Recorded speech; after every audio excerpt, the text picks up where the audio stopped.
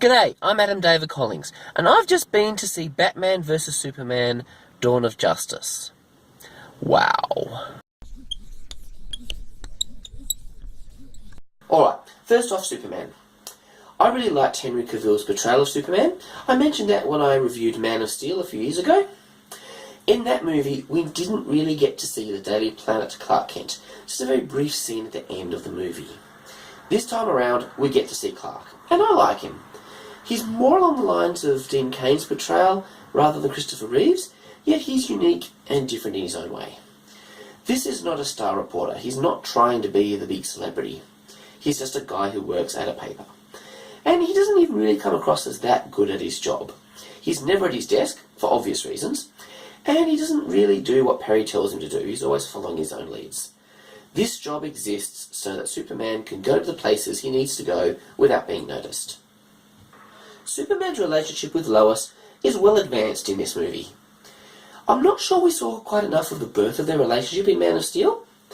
Through that movie, there was nothing romantic between them, and at the end they kiss. So, when we get to the beginning of this film, and they're essentially acting as husband and wife, I was taken aback for a second. It was like, oh, we've reached this point already, have we? But it's been 2 years, and they've developed to the point that they need to be to serve this particular story. Now on to Batman. Ben Affleck was great. His Batman shows a bit more vulnerability behind the mask than we used to, so I thought that was interesting. But his Bruce Wayne was fantastic. In this movie, Bruce is just as tortured as Batman is. And a lot of that is because of the Kryptonian invasion. Seeing the events of the climax of Man of Steel from Bruce's point of view, you can't help but understand why he fears Superman, why he opposes him. The conflict between Batman and Superman was real and believable. They both had understandable reasons for entering into the battle. The actual physical fight was, a relatively short part of the duration of the movie. That didn't surprise me. This movie is about so much more than that. The rest was just marketing. I saw through that, and I'm sure you did too. Both Superman and Batman have character arcs through this story. There's a lot that Superman has to come to terms with, and much of it is heartbreaking, which just goes to show that kryptonite isn't his only weakness.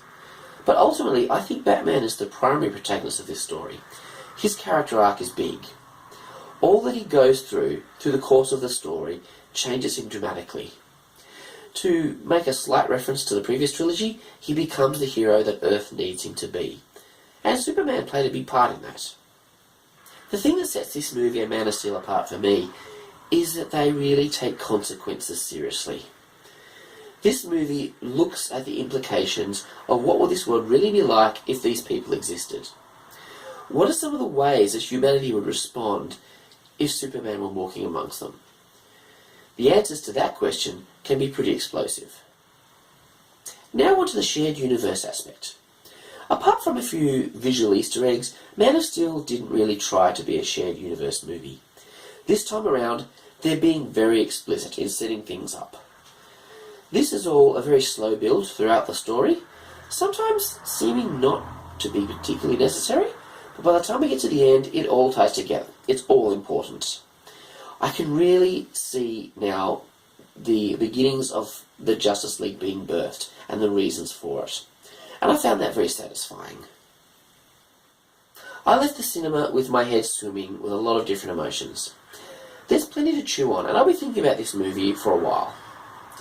Dawn of Justice was amazing, and I seriously can't wait for more.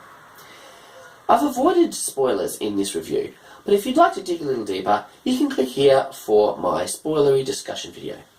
Otherwise, I'll see you for my next reading wrap-up. Catch you later!